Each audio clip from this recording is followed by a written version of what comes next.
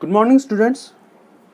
आज फिजिक्स में हम लोग सेंटर ऑफ मास के बारे में पढ़ेंगे। सेंटर ऑफ मास का मतलब क्या है, डेफिनेशन का, इसका एप्लीकेशन क्या है, ये सारी चीज़ें आज डिस्कस करने की कोशिश करेंगे। So let's start the topic centre of मास। एक सिंपल सा डेफिनेशन से हम समझते हैं कि सेंटर ऑफ मास होता क्या है। A special point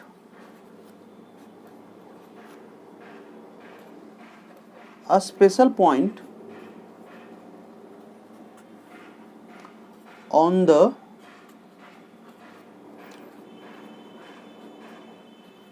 center of the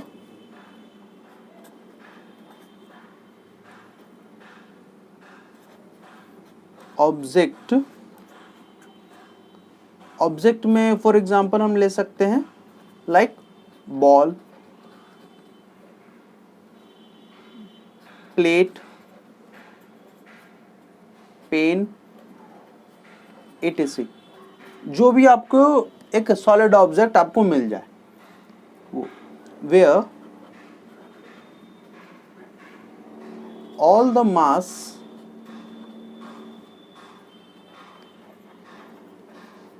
is concentrated.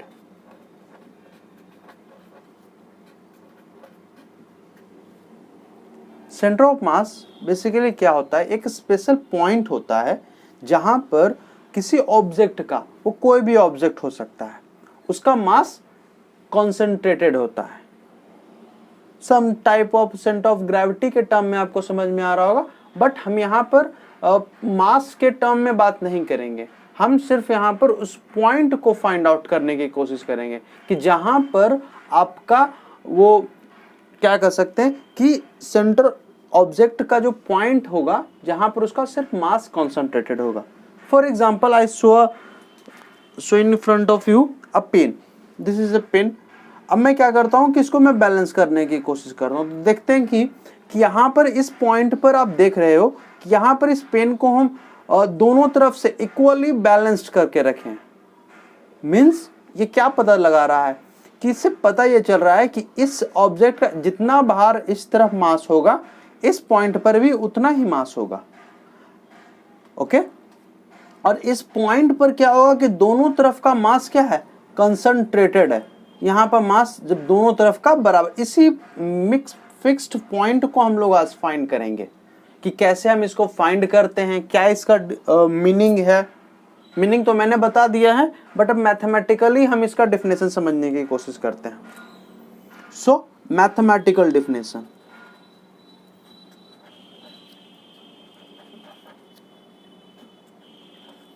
Mathematical definition क्या होगा वो हम समझते हैं। तो एक एग्जांपल से हम समझेंगे कि हम क्या करते हैं कि सपोज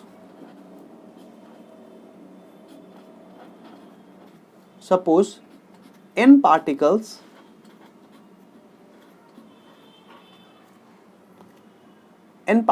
को हम कलेक्ट करते हैं।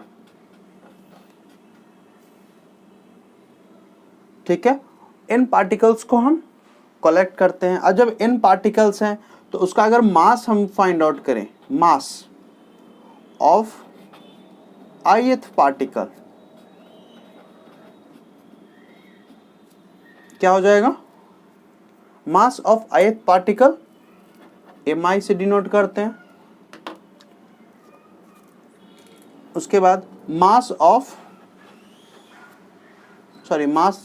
नहीं कर सकते यहां पर, mass of ith particle mi and the coordinate, अगर उस, क्योंकि हम लोग centre of mass in terms of उसका सिर्फ पोजीशन फाइंड आउट करने की कोशिश कर रहे हैं। सो हमें तो पता है कि वो पार्टिकल का कुछ ना कुछ मास होगा, बट जब उसका पॉइंट का हमको पोजीशन फाइंड करना है तो हमारे पास तो यही ना, सिर्फ हमारे पास x डैश y डैश और एक z एक्सिस जो हमारे पास होता है, z डैश। यही तो हमारे पास एक नोन क्राइटेरिया है कि इस फ्रेम में हम किसी ऑब्जेक्ट को स्टेबल करके हम फाइंड आउट कर सकते हैं कि उसका पोजीशन क्या होगा। और जब हम पोजीशन फाइंड कर सकते हैं तो उसके जो भी पॉइंट होगा जहां पर उसका मास कंसंट्रेटेड होगा, उस पॉइंट को ही तो हम फाइंड करने की कोशिश करेंगे। तो the centre of mass of the particle के बारे में मैं बता रहा हूं कि जब उस पार्टिकल का अगर मास होगा, क्योंकि बहुत सारे पार्टिकल्स हैं तो मैंने सारे पार्टिकल्स मान लेते हैं, ith पार्टिकल है तो उसका मास m1 and the coordinate of that particle is, कुछ xi के टर्म में होगा, कुछ yi के टर्म में होगा एंड देन zi के टर्म में होगा। ठीक है। सो द सेंटर ऑफ मास, जब हम उस पूरे सिस्टम का जब हम सेंटर ऑफ मास कैलकुलेट करेंगे तो सेंटर ऑफ मास क्या हो जाएगा, the centre of mass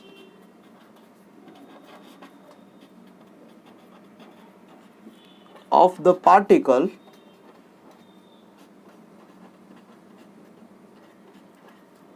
is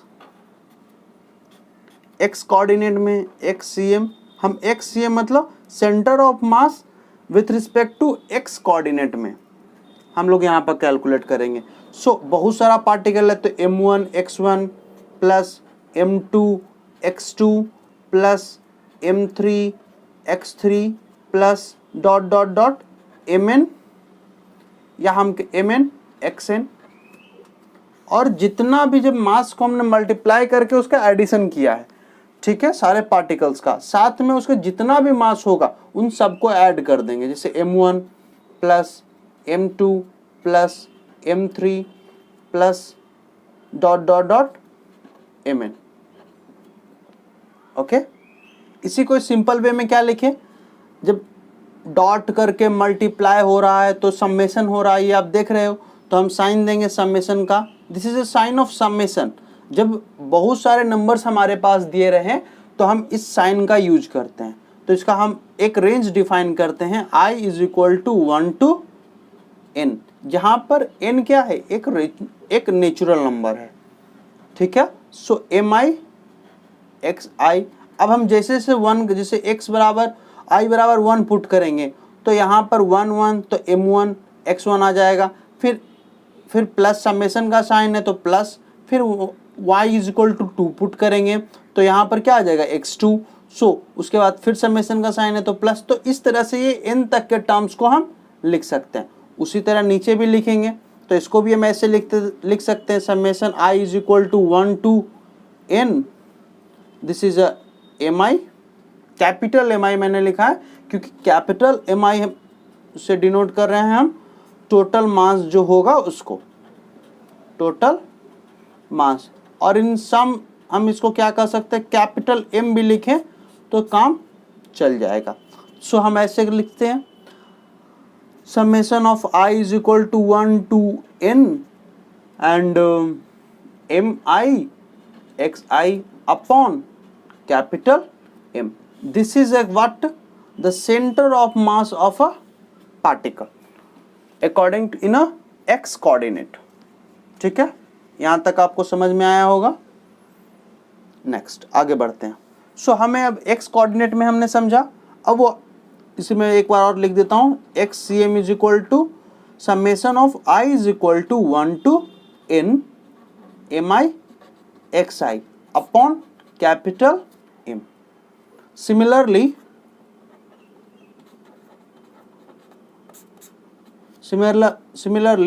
क्या कर सकते हैं, y के कंपोनेंट में हम सेंटर ऑफ मास अगर कैलकुलेट करें तो summation of i is equal to 1 to n mi yi upon capital M। z का सेंटर ऑफ मास कैलकुलेट करें तो क्या होगा, summation of i is equal to 1 to n mi zi upon capital M।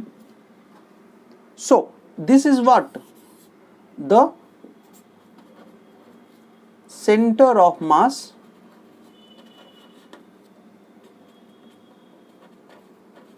Of the system कहें,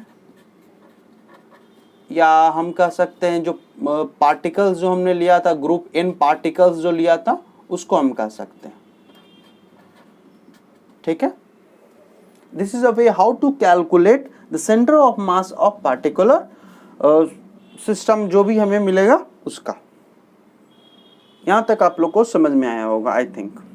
आगे बढ़ते हैं। सो एक बात समझिए कि ये जब हम इसका पोजीशन वेक्टर निकालेंगे, आपने वेक्टर पढ़ा होगा। सो क्योंकि ये सारे जो क्वांटिटी हैं, एक्स वाला कोऑर्डिनेट, एक्स जो है, वाई है, जेड है, ये सब क्या है, एक तरह से वेक्टर क्वांटिटी हम कह सकते हैं। तो हम इन सब का क्या निकालेंगे, position vector. So the position vector of the ith particle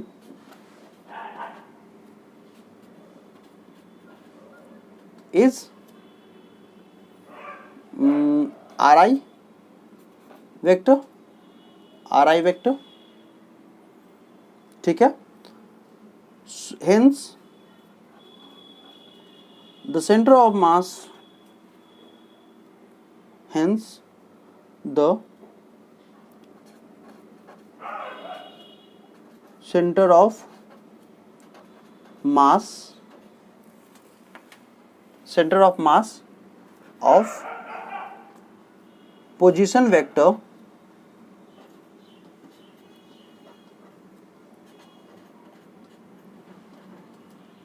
is, इसको हम R से डिनोट करेंगे, कैपिटल R से। पोजीशन वेक्टर को क्या लिखेंगे, RCM is equal to 1/m summation of I is equal to 1 to n mi and Ri vector.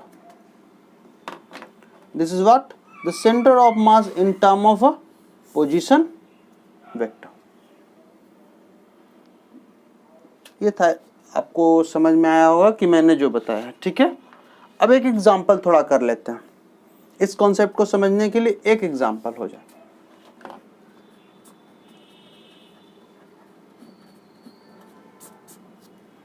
मैं क्या ले रहा हूं कि एक, this is X axis and this is a Y axis, इसे मैं बड़ा कर देता हूं। This is X axis and this is a Y axis. मैं क्या करता हूं कि 4 तो पॉइंट इस एक्स एक्सिस पर ले लेता हूं। एक पॉइंट यहां पर मैंने ले लिया, एक पॉइंट मैंने यहां ले लिया, और एक पॉइंट यहां ले लिया, और एक पॉइंट यहां। दिस इज ओरिजिन पर। सारे पॉइंट्स का मैं नाम लिख देता हूं। This is A, B, C and D. चारों पॉइंट्स को मिला देते हैं।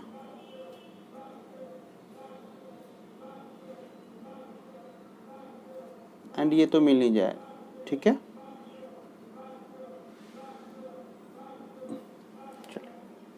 बेसिकली ये जो लाइन है वो इस पर वाई एक्सिस पर है, और ये जो एक्स पर है, जो ये डॉटेड लाइन जो एक्स एक्सिस पर है। हम इनका कोऑर्डिनेट लिख लेते हैं।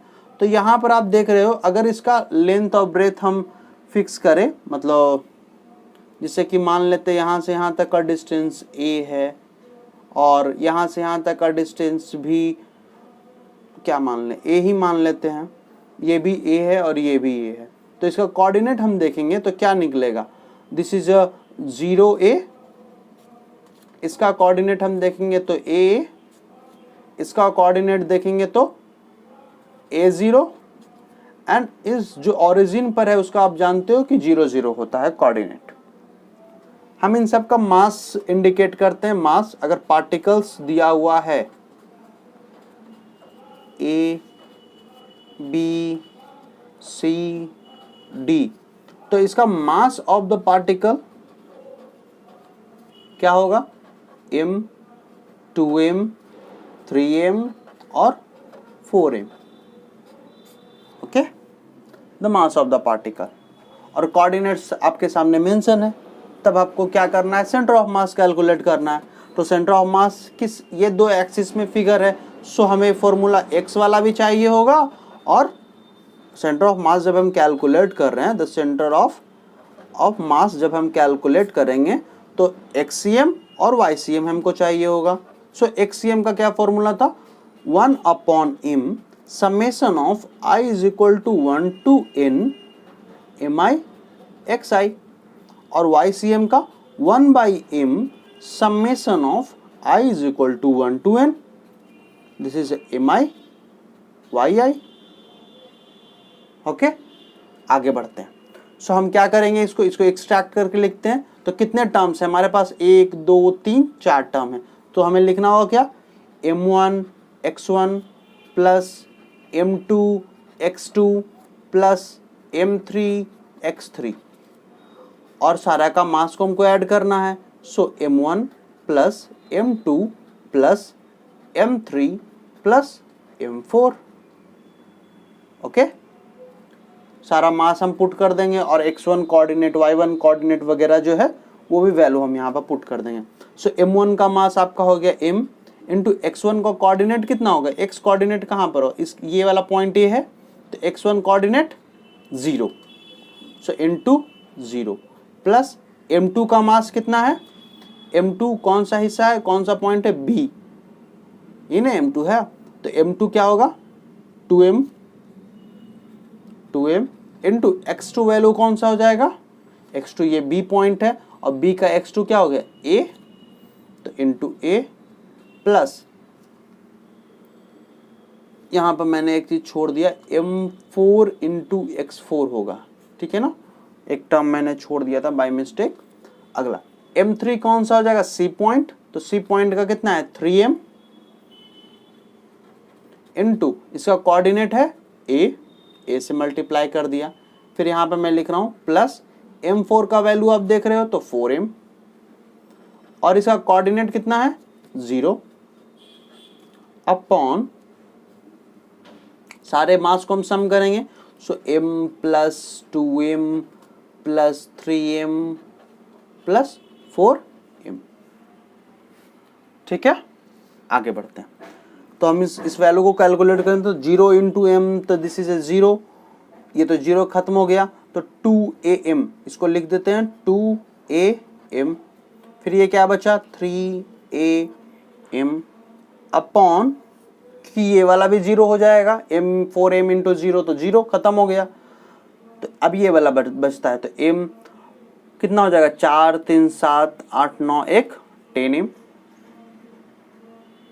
अब इसका हम वैल्यू कैलकुलेट करेंगे तो 5am अपॉन 10m, m से m कैंसिल और 5 से 2 बार में, तो वैल्यू क्या आया a/2।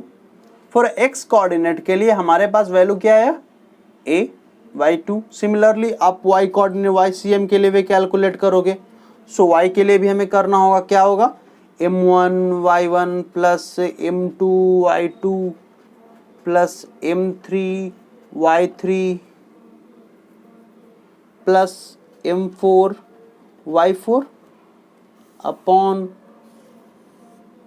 m1 plus m2 plus m3 plus m4।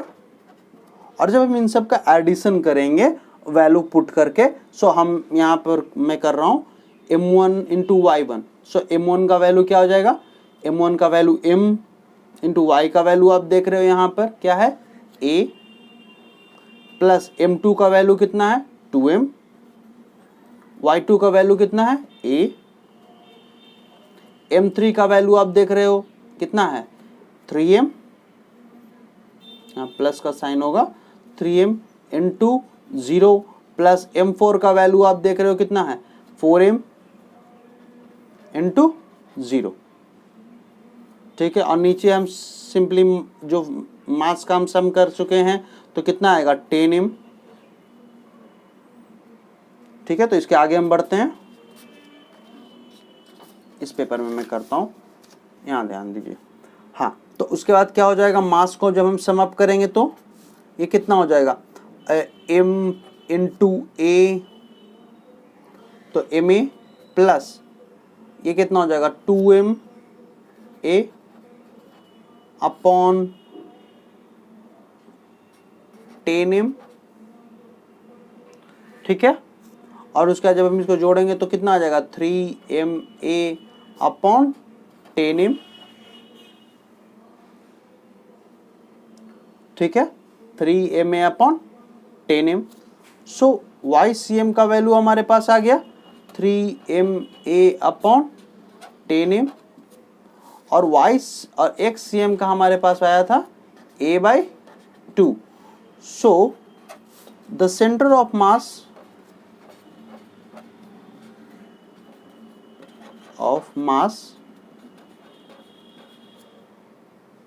क्या हो जाएगा, a/2 और 3ma/10m. और सॉरी ये कट भी जाएगा ना, हाँ, तो 3am से m कैंसिल हो जाएगा. सो हमारे पास ये वैल्यू क्या आएगा, 3a/10. ठीक है, ये आ गया आपको समझ में. This is a centre of mass part. इस फिगर का हम सेंटर ऑफ मास कैलकुलेट कर लिए. ये क्या आया, a/2 और 3a/10. ओके, तो ये this is a concept of simple concept of the centre of mass. Okay, so हम आगे बढ़ते हैं एक नया टॉपिक के साथ. So this is a relation. So हम क्या कर सकते हैं, this is a relation of the centre of mass. इसको मैं क्लियर से यहाँ पर लिख देता हूँ, a/2 और 3a/10, the centre of mass of particular figure. Okay, I think आप लोगों ने आज का टॉपिक समझा होगा. So thank you for listening me carefully. Thank you everyone.